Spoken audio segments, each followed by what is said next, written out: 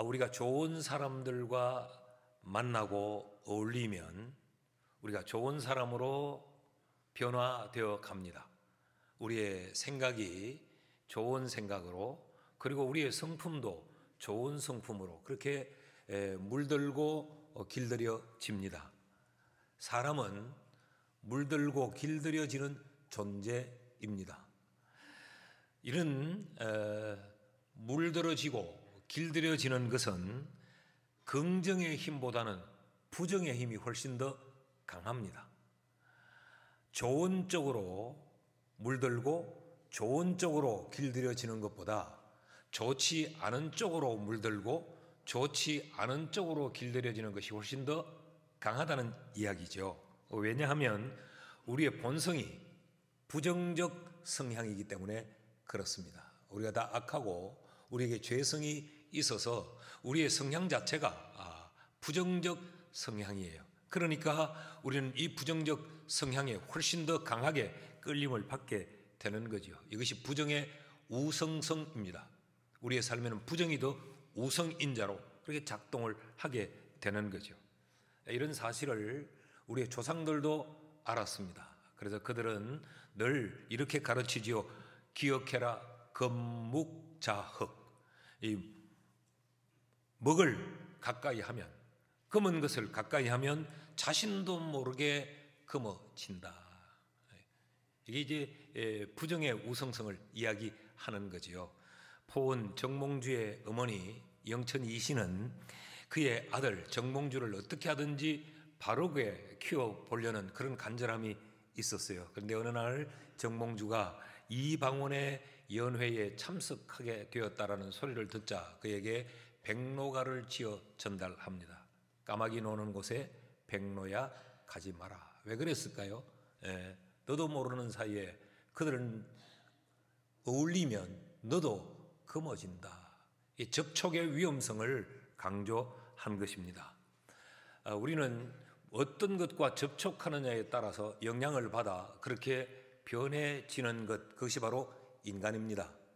그러므로 우리는 좋은 모범을 찾고 우리는 좋은 것과 어울리는 것이 대단히 중요합니다. 성경은 좋은 모범의 교과서입니다. 성경 속에 나타나는 사건, 성경 속에 나타나는 인물, 이런 성경의 모든 스토리는 우리에게 좋은 것의 모범으로 제시하는 실제적 사례입니다.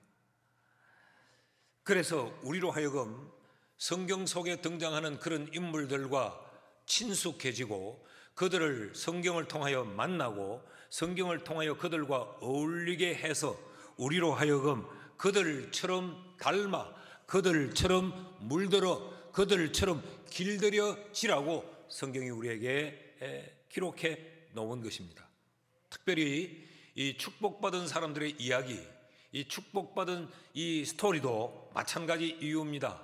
이것들을 보고 여기에 가까이 가고 이것에 길들여지고 이것에 물들여져서 너희도 축복의 주인공이 되라고 우리에게 성경은 좋은 모범을 제시하고 있는 거지요. 그 모범 가운데 하나를 우리는 아브라함에게 주셨던 복주고 복주며 번성케 하고 번성케 하리라고 하는 이 하나님의 약속의 말씀, 그것이 아브라함에게 주신 말씀이면서 동시에 아브라함의 후손된 우리 모두에게 약속된 말씀이기에 우리는 이 말씀을 금년 표로 붙들고 이 말씀을 지금 연초에 세 번째 말씀을 살피고 있는 겁니다. 이 말씀에 물 들으라는 이야기고 이 말씀에 길 들으라는 이야기고 이 말씀을 가까이 하라고 하는 의미가 되는 것입니다. 자, 그럼 우리가 이런 좋은 신앙의 선배들을 통하여서 그들이 받은 그 복을 우리가 소망하고 그들이 받은 그 복을 우리가 사모하면서 그들이 우리도 그들처럼 되겠다고 이렇게 소망을 가지게 될 때에 우리에게 실제적으로 어떤 은혜가 임하고 우리에게 어떤 유익이 있는가라는 것입니다. 이 복을 우리가 사모하고 이 복을 우리가 소망하고 이 복에 우리가 집중하게 될 때에 어떤 은혜가 우리에게 부어지며 우리에게 어떤 실제적 유익이 주어질까? 오늘 이런 내용의 말씀을 함께 살피려고 합니다. 그 첫째는 우리에게 한량 없는 하나님의 위로를 받게 합니다. 자, 18절 말씀을 제가 다시 한번 읽습니다. 이는 하나님이 거짓말 하실 수 없는 이 두 가지 변하지 못할 사실로 말미암아, 앞부분에서 이야기한 거죠. 말미암아 앞에 있는 소망을 얻으려고 피난처를 찾는 우리에게 큰 안위를 받게 하려 함이라. 우리로 하여금 안위를 받게 하기 위함이다 그랬어요. 이 안위라고 하는 말은 파라클레시스라고 하는 말인데 위로라고 하는 말입니다. 위로. 이 위로라는 의미를 가진 이 파라클레시스, 이 안위라는 단어는 그 위로가 뭐냐? 곁으로 불러서 품에 끌어안는다라는 의미가 있어요. 이게 위로라는 거죠. 이것과 동일한 단어가 이미 성경에 많이 쓰여졌어요. 성령, 보혜사 성령, 그 보혜사라고 하는 이 말의 단어도 똑같은 단어예요. 파라클레토스. 곁으로 불러서 위로하고 품에 끌어안고 그를 대신하여 변호해 준다라는 의미가 보혜사, 이 성령이라는 단어의 의미예요. 똑같은 의미입니다. 이것이 위로라는 거죠. 위로.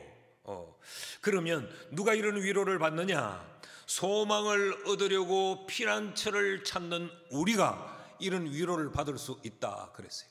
그럼 소망을 찾는데 그 소망은 그럼 뭐냐? 성경은 앞에 있는 소망이라고 말했죠. 이 말은 앞에 있는 소망이라는 의미보다 정해진 소망이라는 의미예요. 그 정해진 그 소망을 얻으려고 피난처를 찾는 자들은 이런 위로를 받는다. 그럼 정해진 그 소망은 어떤 소망입니까? 그 소망은 바로 하나님이 약속한 그 약속의 소망, 하나님이 복주고 복주어 번성하고 번성하게 하리라고 하는 이 하나님의 약속의 이 복, 이게 소망이라는 거죠. 그런데 이 복을 소망하면서 이 복을 받기 위해 피난처를 찾는 자들, 여기 피난처를 찾다라고 하는 말은 숨어들다 그런 의미예요. 세상을 의지하지 않고 하나님께 숨어드는 자들을 하나님은 곁으로 불러서 품에 끌어안고 하나님은 위로해 주신다라는 겁니다. 이게 얼마나 놀랍고 중요한 사실입니까? 여러분, 우리가 세상을 살면서 우리에게 필요한 것 많아요. 돈도 필요하고 건강도 필요하고 명예도 필요하고 세상 살아가는데 필요한 것들은 한두 가지가 아니에요. 숟가락도 필요하지만 젓가락도 필요해요.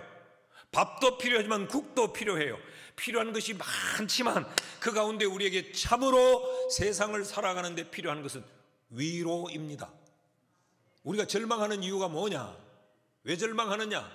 왜 절망하고 낙심하고 왜 우리가 원망하고 왜 불평하고 왜 그러느냐? 왜 우리가 신경을 곤두세우고 날카롭게 반응을 하느냐? 이 모든 것의 이유는 내가 세상을 이길 능력이 없기 때문에 그렇습니다. 환경이 아무리 어려워도 그 환경을 내가 이겨낼 수 있는 능력이 있으면 우리는 그것 때문에 낙심하지 않습니다. 그 상황에 대하여 우리는 원망하고 불평하고 짜증내고 그러지 않아요. 내가 바꾸면 되니까, 내가 해결하면 되니까, 넘지 못할 산이 나를 가로막고 있어도 내가 저거 넘어갈 수 있는 능력이 되면 그건 웃습니다. 한숨 짓지 않아요. 그런데 그것을 이겨낼 능력이 없기 때문에 우리는 주저앉고, 그것을 못 이겨내니까 우리는 원망하고, 그래 불평하고 변명해야 되고, 나를 넘지 못하는 나 자신에 대해서 방어를 해야 되고, 아주 힘들고 곤고해지는 것이죠. 자, 그런데 이런 능력이 내게는 없을지라도 누군가가, 능력 있는 자가 내 곁에서 나를 품어 안고 괜찮다고 말하고 같이 넘어가자고 말하고 위로하고 격려하면서 내 손을 끌어 그것을 넘어가게 해결되게 해줄 수 있는 존재가 있다면 우린 절망하지 않습니다. 그래, 나는 못해. 그런데도 나를 곁으로 불러서 끌어안고 같이 가자, 힘내라, 내가 해결해 줄게 라고 하면 우리는 어떤 난관과 어떤 상황, 어떤 조건 앞에서도 우리는 웃을 수 있습니다. 너 할 수 있어? 너 못하잖아. 넌 이런 거 결코 할 수 없을 거야. 그래 나 못해. 그런데 여기서 해줄 거야. 그러면 두려워하지 않는 거죠. 그 좋은 하나님의 위로가 우리가 하나님의 복을 소망할 때 우리에게 주어지는 것입니다. 우리가 그 하나님의 복을 소망하고 매달리고 목말라 하면 하나님은 우리를 하나님의 곁으로 불러 하나님의 품에 우리를 끌어안고 우리를 위로하고 격려하고 용기를 주고 우리의 눈에 눈물을 닦아주고 세상을 살아갈 수 있는 용기를 얻게 해 주시는 겁니다. 그러므로 우리는 이 한 해 동안 하나님이 주실 약속된 복을 소망하는데 전력할 수 있기를 주의 이름으로 축원합니다. 축원합니다. 신앙은 뭐예요? 신앙은 하나님을 소망하는 것이고 하나님의 것을 소망하는 게 신앙 아닙니까? 그래서 천국을 소망하고 하나님으로 말미암는 구원을 우리가 소망하고 그 하나님이 우리에게 부어주실 하나님의 온갖 좋은 것들을 소망하는 것, 그게 신앙 아닙니까? 신앙인은 누구요?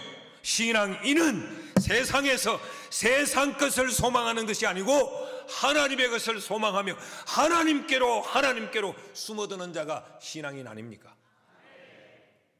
그럴 때 하나님은 우리를 품에 안으신다는 거예요. 힘들지? 너 혼자 할 수 없지? 괜찮아. 힘내. 내가 있잖아. 든든한 내가. 이런 위로를 얻도록 하나님은 성경에 이 축복받은 아브라함의 이야기를 기록해 놓고 우리로 하여금 너희도 이 복을 소망해라 라고 말씀하시는 겁니다. 믿으시면 아멘. 둘째로 우리가 이 복을 소망하게 될 때 우리에게 어떤 은혜, 어떤 유익이 우리에게 부어지는가, 하나님이 곁으로 불러 품에 안고 우리를 위로하시는 이런 위로의 은혜가 우리에게 주어질 뿐만 아니라 우리가 영적으로 견고해집니다. 19절 말씀을 다시 보면 이렇게 기록하고 있어요. 우리가 이 소망을 가지고 있으면 이것이 영혼의 닷 같아서 튼튼하고 견고하여 진다라고 말하고 있어요. 여러분, 닷이 뭡니까?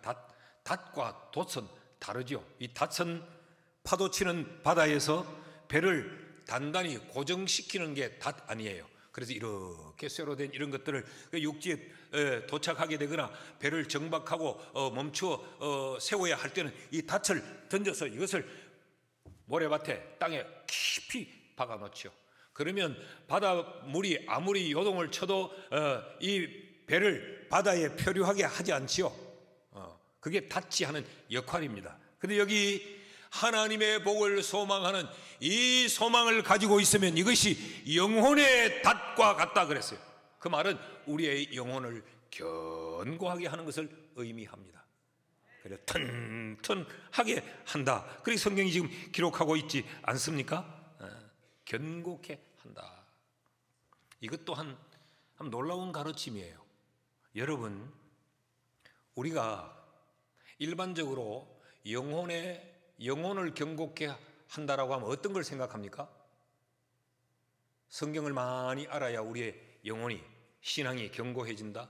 우리가 기도를 많이 하면 우리의 영혼이 견고해진다. 우리가 거룩하고 성결한 삶을 살아야 우리의 영혼이 튼튼하게 견고해진다. 그런 생각을 우리 갖지 않습니까? 맞습니다. 하나님의 말씀이 능력이니까 기도가 우리를 탄탄하게 만들어 주지요. 그런데 오늘 성경은 그것만이 아니라고 이야기합니다. 너희가 하나님의 복을 소망하면 이 소망이 너희의 영혼을 탄탄하고 견고하게 만들어 준다라고 말해요. 우리는 일반적으로 이런 생각을 합니다. 왠지 이런 우리가 복을 소망하는 것은 좀 세속적이고 우리의 어떤 육신적인 것이라고 생각해요. 그래서 영혼의 문제와는 별개라고 생각해요. 하나님이 우리에게 복 주어 번성하게 하는 거, 이거는 영혼과는 좀 별개로 생각을 하는데 성경은 아니라고 말을 합니다. 그것이 너희의 영혼의 닷과 같다. 그래서 튼튼하고 너희를 견고케 한다라고 말씀해요. 왜 그럴까요? 마태복음 6장에서 이렇게 말씀하신 이 이유를 우리가 유추할 수 있습니다. 마태복음 6장 21절 말씀을 보면요, 네 보물이 있는 그곳에 네 마음도 있느니라 그랬어요. 여러분, 옳은 이야기죠. 우리가 가장 아끼는 것, 우리가 소중히 여기는 것, 우리가 그곳에 우리의 마음을 두게 되어 있습니다. 거기에 마음을 두게 되어 있어요. 우리의 생각이 늘 거기 머물러 있죠. 이게 보물이에요. 우리가 마음과 우리의 모든 걸 집중하게 하는 게 보물이라는 거죠. 그러니까 여러분, 우리가 하나님의 복을 보물로 여기고 그 하나님이 주실 복을 보물처럼 소망하면 우리는 우리를 하나님께 집중하게 됩니다. 우리가 그 하나님께 우리를 집중하게 되면 우리는 우리의 신앙이, 우리의 영혼이 견고하게 되는 것입니다. 그래서 성경은 우리에게 하나님의 복을 소망하는 것이 우리의 영혼의 닷과 같아서 우리의 영혼을 튼튼하고 견고하게 만들어 준다고 성경이 가르치고 있는 것입니다. 여러분, 그리스도인 성도는 무엇보다 영혼이 견고해야 됩니다. 우리의 영혼이 미소 짓지 아니하면 우리의 육신은 결코 웃을 수가 없어요. 내 영혼이 미소를 지어야 우리의 육신이 웃을 수 있습니다. 우리의 육신이 우리의 영혼의 지배를 받기 때문에 그래요. 우리의 영혼이 불편하면 우리는 육체가 결코 편할 수가 없잖아요. 그래서 우리의 신앙의 견고함을 위하여서 하나님이 약속된 그 복을 소망하라고 좀 성경이 가르치는 거죠. 사랑하는 여러분, 혹시 여러분의 신앙은 비틀거리지는 않습니까? 송구영신 예배 때 말씀을 기억은 하시는지요? 하나님께 묻고 또 물으라고. 그래, 2025년은 그렇게 살아야지.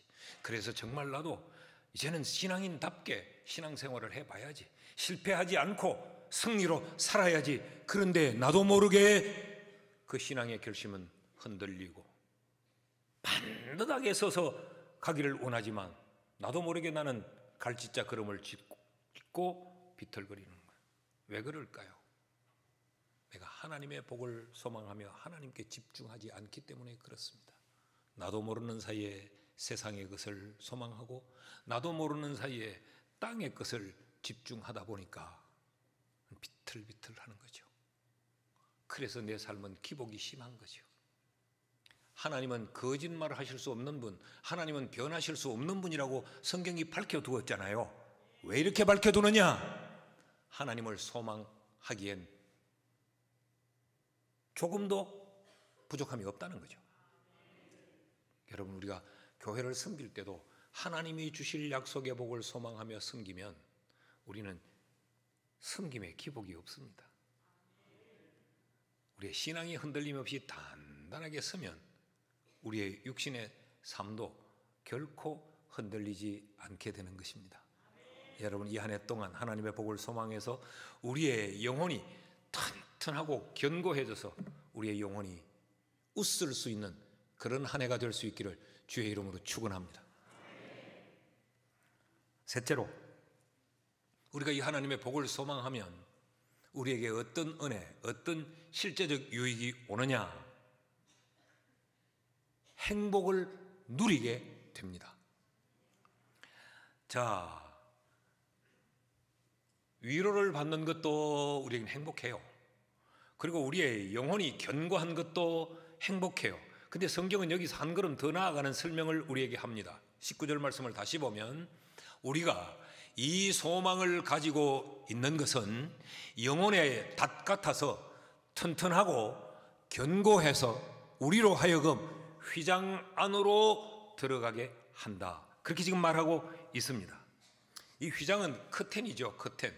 이 휘장은 성소와 지성소를 구분 짓는 가림막입니다. 조금 이 부분을 이해를 하셔야 되는데, 성전 이전에 이 템포라리 템플, 일시적인 이동식 성전이 성막이었습니다. 성경은 이것을 성막 혹은 장막 혹은 회막 이런 표현들로 쓰고 있어요. 근데 이 성막은 크게 세 개의 공간으로 구성이 되어져 있습니다. 이런 막으로 성막을 이렇게 만들어 놓으면 그 정문을 통하여 들어가면 그 성막의 뜰을 마주하게 됩니다. 이 뜰에는 번제단과 물두멍이 있습니다. 쉽게 말하면 큰 물단지와 이 재물을 얹어놓고 불태울 번제단이 놓여져 있어요. 제주들이 하나님 앞에 제사를 지낼 때 재물을 가지고 이 성막 뜰에서 재물을 하나님 앞에 번제로 드리는 제사를 지내게 되는 거죠. 이 뜰은 죄가 다루어지는 공간입니다. 거기서 제사장들이 이제 제물에게 안수함으로 네 죄가 이 제물로 옮겨갔다. 그래서 이 제물을 불살라 하나님의 바침으로 네 죄가 사하여지고 너는 하나님 앞에 죄를 용서함 받는다는 이런 의미의 의식이 진행되는 거죠. 그러니까 거기는 죄가 다루어지는 공간이에요. 그런 다음에 그 성막 안에 성소가 있습니다. 사각형의 이 성소가 있는데 그 성소가 둘로 나누어져 있어요. 성소와 지성소로. 이 성소는 어떤 곳인가? 이것은 거룩의 영역인데 뜰에서 죄가 다루어져서 거룩함의 여김을 받은 인간의 공간이에요. 거룩함의 공간이에요. 여기는 제사장만 들어갈 수 있어요. 뜰에서 죄 문제가 해결되었으면 제사장이 들어가 그를 위하여 하나님 앞에 탄원하는 공간이 지성소죠. 그리고 나면 거기 휘장이 쳐져 있는데 그 휘장 안으로 들어가면 거기가 지성소입니다. 이 지성소는 거룩함의 근원의 공간이에요. 다시 말하면 하나님의 영역입니다. 거기 이스라엘 백성들은 그곳에 하나님의 보좌가 있다고 믿었고 하나님이 거기 임재하여 좌정해 계신다고 믿었던 거예요. 그래서 이 지성소는 아무나 못 들어갑니다. 일반 제사장도 못 들어가고 대제사장만 들어가는데 그것도 1년에 딱 한 차례 약속된 그 시간에 그는 지성소에 들어갈 수 있는 거예요. 그러니까 지금 휘장 안으로 들어갔다라고 하는 말은 하나님의 보좌 안으로 들어갔다라는 이야기예요. 아니 그럼 하나님의 보좌 안으로 들어가는 길이 이때 열렸단 말인가? 우리가 하나님의 복을 소망해야만 하나님의 보좌 안으로 들어갈 수 있다는 말인가? 그런 의미는 아니에요. 이미 예수께서 대제사장이 되셔서 우리를 위하여 십자가에 달려 죽으심으로 말미암아 휘장이 찢어졌습니다. 그래서 우리는 누구나 하나님의 보좌 앞으로 나아갈 수 있게 된 거예요. 그래서 지금 우리는 모두가 다 하나님의 보좌 앞에 나와 그분을 예배하고 있는 겁니다. 이미 열려진 그 길인데 성경은 왜 하나님의 복을 소망하면 휘장 안으로 들어간다라고 말을 하는가? 이 말은 하나님의 보좌 안으로 들어가는 길을 만든다는 의미가 아니고 이미 만들어진 그 길로 들어가 그 하나님과 온전한 연합을 이루고 그 하나님을 누리게 된다는 의미예요. 만듦의 의미가 아니고 누림의 의미예요. 그렇다면 여기서 우리는 이런 생각을 가져볼 수 있겠죠. 이미 그것은 열려졌고 하나님의 백성인 우리는 모두가 다 자유롭게 예수의 이름으로 들어갈 수 있고 우리는 모두가 다 하나님을 누릴 수 있는데 못 누리는 사람이 있다는 거죠. 자격도 조건도 길도 다 열려져 있는데 못 누리는 사람이 있다. 누리는 사람은 어떤 사람이냐? 오늘 하나님의 복을 소망하는 자가 그 휘장 안으로 들어간다는 말은 그 하나님을 온전히 누릴 수 있다는 거죠. 여러분 아무리 좋은 산의 진미를 차려놔도 못 먹는 사람이 있잖아요. 그런 이야기입니다. 우리가 하나님의 복을 소망하면 이미 열려진 그 길 휘장 안으로 들어가 그 하나님과 온전한 연합을 이루어 그 하나님을 누리게 된다는 것이요. 그리스도인의 최고의 특권은 뭘까요? 이 하나님을 온전히 누리는 것. 성막의 뜰밖에 밟지 못하고 돌아가야 될 인간들인데 성소를 통과하여 지성소에 들어가 그 하나님을 온전히 누릴 수 있는 이것이 하나님의 사람인 우리의 최고의 특권 아닙니까? 그리스도인의 최상의 행복은 그럼 뭘까요? 이 하나님과의 온전한 연합을 누려 그 하나님을 온전히 맛보고 경험하고 누릴 수 있는 이게 최상의 행복 아닙니까?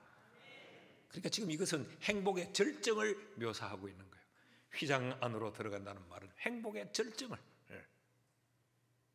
이런 행복을 요즘 젊은 사람들이 쓰는 표현으로 바꾸면 이게 찐 행복입니다. 이런 절정의 때에 우리가 하는 말이 뭐예요? 밥 안 먹어도 배부르다. 그렇죠. 밥 안 먹어도 배부르다. 여러분, 이 행복을 누리게 되면요, 내가 지금 큰 집에 안 살아도 행복해요. 나는 대학을 못 나왔어요. 나는 초등학교밖에 못 나왔어요. 그래서 늘 이 학력 컴플렉스가 있어요. 그래서 늘 배운 척했고 늘 많이 아는 척하고 허세를 부렸어요. 그런데 이 행복을 누리니까 그런 것들이 별것이 아닌 거예요. 여러분, 우리 이런 한 해로 우리 모두가 살아갈 수 있기를 축복합니다. 해마다 교회 표를 세우죠. 근데 유달리 금년에는 제가 이 표에 대한 열망이 제게 굉장히 뜨겁습니다. 우리 한 해 동안 이 복을 소망하고 사모하고 목말라하고 매달려서 우리 이 복을 누립시다. 자, 성경을 보시면요, 이 복이 오기 전에, 이 약속된 복이 오기 전에 지금 뭐가 먼저 옵니까? 행복이 먼저 온 거예요. 휘장 안으로 들어가. 그러니 이 복은 당연히 하나님의 약속된 변화질 수 없는 약속의 말씀이니까 오게 되는데, 이 복이 오기 전에 이 복을 소망하면 우리의 행복이 먼저 와요. 한 해 동안 하나님의 복을 소망하는 일에 우리가 미쳐드는 우리가 될 수 있기를 축복합니다.